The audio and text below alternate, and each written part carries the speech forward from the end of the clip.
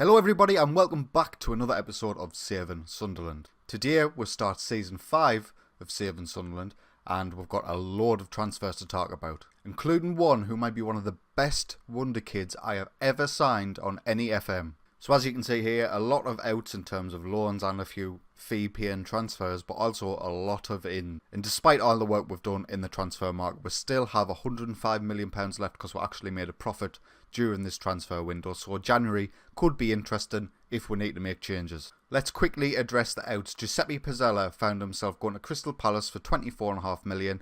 Well, an initial fee of £20 million, rising to £24.5 million. You'll see through one of the signings that he sort of became surplus to requirements. I wanted to give this boy more game time. Giuseppe Pizzella was our backup left wing back, and you know he's a very good one at that, so Crystal Palace have got themselves an excellent signing.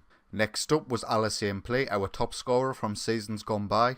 West Ham came in with an offer of about 9 million. I managed to get them up to 16 million straight up, no added fees, no percentages, just straight 16 million. And I decided to let him go. He has got great stats, he is a great player, but he is 28 years old, he's pushing the 30 mark. And I've got a lot of young boys who I want to start filtering through the squad, getting in the first team, being backups to Lincoln, who's going to be our starting striker this season. So I wish him well, he's done us well in the past. As you can see here, he's joined us in the 18-19 season, our first season in the Premier League, and got himself 19 goals and 9 assists in 30 games. Absolutely prolific in that season. He had a quieter season the season after 15 goals and 7 assists in 36 games. And last season, the one that's just gone, he found himself on the periphery of the squad. You know, he didn't make too many starts. He'd only started 4 games, came on 13 times, got himself 5 goals, 1 assist, couple of assists, sorry. And yeah, I was just happy. We made an excellent profit on him. He's an aging player. It's the kind of formula I follow. You know, you sign these players at 23, 24, if you're not signing them even younger. And then by the time they're 28, 29, 30, if you can get your money back or even a profit, then you're doing really well. Mauricio Lemos went to Lazio for 9.5 million. He's another one who found himself on the periphery of the squad last season. We just had better centre-back options. He was definitely a backup. And as you can see by his history, he actually only played 1 game for us last season. We brought him in our second season for £4.5 million. He did okay in his first season. But now we've doubled our money and we've got someone a lot better. Oh, and this one hurt me a little. Santi Comasana. He was a hero of our first season. He was absolutely excellent in our first season in the Premier League. But as you can see, over the past couple of seasons, he has found himself out of favour. He had a loan spell at Crystal Palace last season to give him some game time. But now he's moved to Huddersfield for 5.75 million, another profit. I really wish him well. He's a great player, absolutely fantastic for a low league Premier League side. And I've got no qualms about him doing well at Huddersfield. And apart from them 4 fee-paying transfers, the rest were all loans of our young stars and under-23s. And if I went through each of them individually, I'll be here till next week. So, we'll move on to the ends. Now, I'm going to ignore the 2 free transfers as they were both made by my head of youth development for the under-23 squad. So, we will start with Augusto, signed for 425k. From Brazil. He's went back out on loan to Brazil to hopefully get him some game time, keep him improving. And as you can see by his report, he has some things to improve on, but he is 2-star current, 5-star potential. He might make the first team in a few years. Andre Almeida was a Portuguese player that was signed for around £600,000. Very well-rounded stats, you know, he actually he could have done a job in our first team in terms of being a backup player, but I decided to loan him out to Granada to get him that first team football, which will mean hopefully he'll come back to us a much better player. And as you can see by his scouting report, he's very well suited to Sky Bet Championship football. I don't believe that too much. I think he could play it in the Premier League. Current ability is 2.5 star, 4-star potential, so he's got a lot of room to improve. He's got good paces. You know, I love physicals in players in Football Manager, so that's a really good thing for us. And yeah, hopefully, we might see this guy, we might not. At the very least, he's worth 2.4 million now. We're signing for £600,000. He'll definitely make us a profit. Next up is Kevin Boucher from France. We signed him for £1.1 million and we've loaned him straight back out to FC Lorient in League 1. His best role at the minute is a target man, which does not suit my style of play too well. I see him more as an advanced forward type. He's got some great technical stats for a striker. His physicals are okay. His mentals need improving. Hopefully with the game time he gets out in League 1, he will manage to come back to us a much better player. And just checking out his scouting report, 2-star current, 4.5-star potential. Very well suited to League 1 football, which is nonsense. He is one-footed. That doesn't bother me. Could do with further education of his movement off the ball. That's something we'll look at once he comes back into the squad and we are actually in control of his training. Next up is Ricky Keogh, who signed for 1.3 million, an English player. That's what I've been looking for all summer, and I've just been so unsuccessful with it. This one was kind of a panic buy in terms of actually wanting English players in our squad. He's on loan at Birmingham. He's got okay stats. Hopefully he'll improve a lot. But as you can see from his scout report, 2-star current, 4-star potential, very well suited to League One football. He's on loan at Birmingham. Hopefully he does something. Hopefully he can improve and outlive the expectations of my assistant manager, but we'll wait and see. Next up is Adonias, a Brazilian goalkeeper who was signed from Brazil. He's still at the under-23s at the minute because no loan offers were suitable in terms of playing time. He's got good stats for a goalkeeper, you know. He looks quite handy at 18 years old. And yeah, he's probably going to sit now at under-23 squad. Hopefully improve. Get him long game time either in the summer or in January. And yeah, another one who very well suited to League One football. Very one-footed. Tends to be a peripheral figure in the squad. Hopefully, once he starts completing his language courses, he's been here a while, that sort of thing will go away. And yeah, he could improve a lot in the future. And next up was Fran Rubio, who was signed from Spain for 1.3 million. A very raw player, excellent physicals, but his technicals and mentals need a lot of work. He does have loan offers in for him, he's just making his mind up on who he's going to go to. Very well suited to Championship football. He's got some excellent pros, some bad cons which will need sorting out, but 4-star potential. Whether he'll make it at us, I don't know. We'll have to wait and see. Next up was Remy Couder from France. He's went back out alone at FC Nantes. He's an excellent defensive midfielder. He's got very well-rounded stats. He's only 18. A lot of room to improve. We signed him for 1.4 million. And yeah, very well suited to Championship football. 5-star potential. Got a lot of room to improve. Hopefully he comes back with us a better player. Same with all these. Now I just wanted to preface this. This whole list, there's only 2 players who are actually going to be in our first team squad. And as you can probably tell by the values of what the fees were paid were, it's going to be the 2 at the top. We're getting to them shortly. Next up was Kota Takashi. He was a Japanese right back who popped up, and I just thought, you know, not very often a Japanese player comes up, so I decided to sign him. He was signing him for 1.6 million. He's now worth 3 million. He is listed for loan, but nobody's come in at this time. And if he doesn't make it at this squad, hopefully he might bring us in some revenue. Oh, and this guy popped up. He was a left winger from Scotland. Scottish, British player, which is what I was wanting. And you look at his stats and he's really, really well rounded. You know, his physicals are excellent. His technicals are definitely getting there for an 18-year-old. His mentals need some work, but his work rate was 16. I was loving that. And he was 5-star potential from his scout report. And then I signed him and it's been downgraded to 4-star, and he's fairly susceptible to injuries.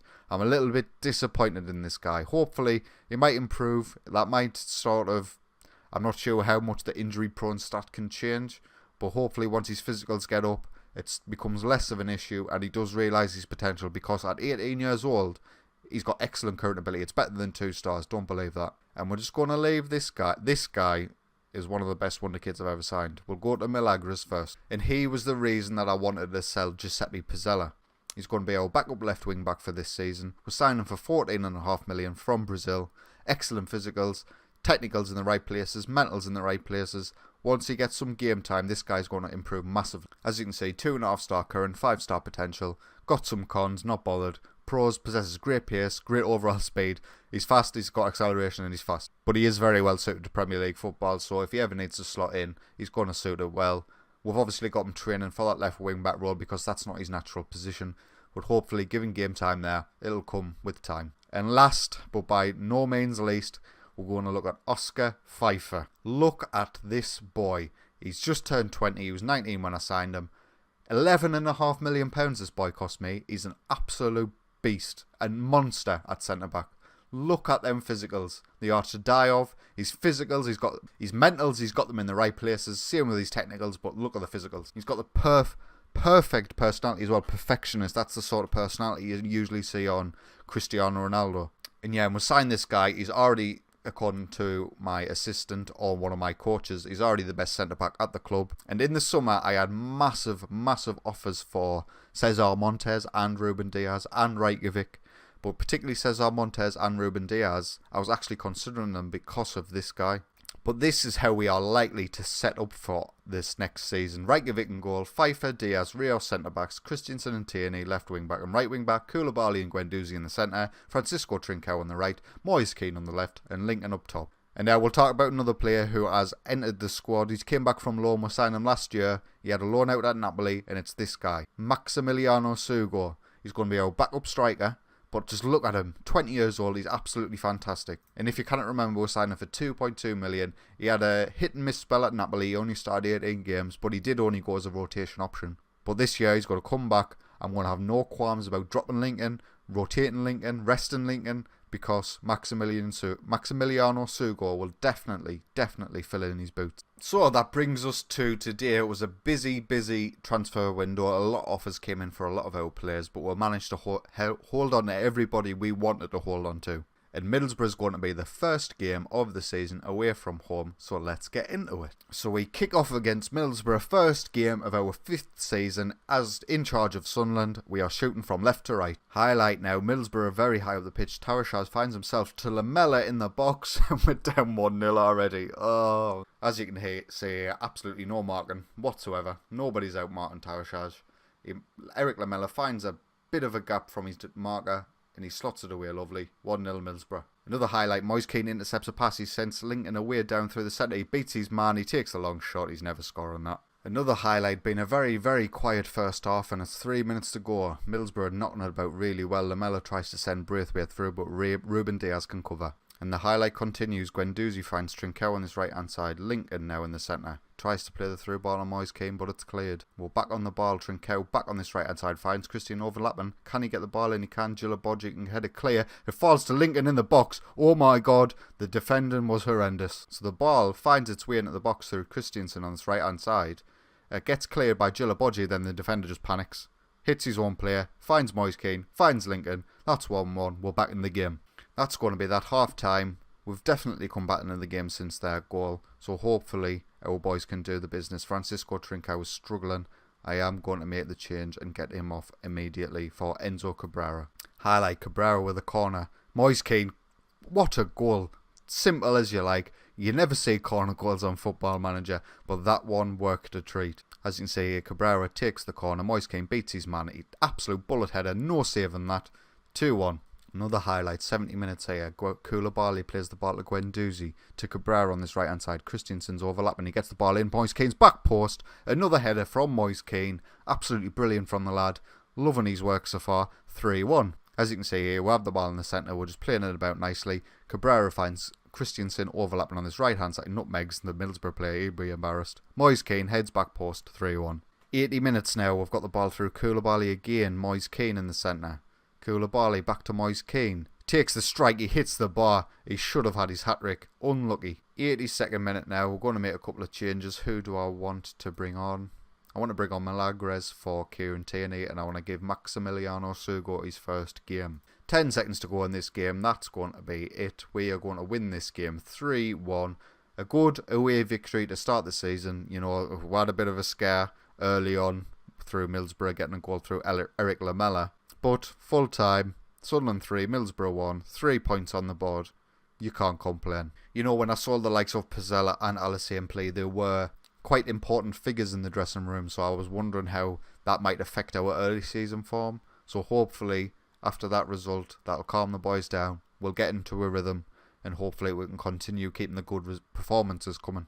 Looking forward to our next episode. It's obviously going to be our first game in the Championship group stage. The group stage draw isn't until the 26th of August, so we'll find out then who we are going to be facing.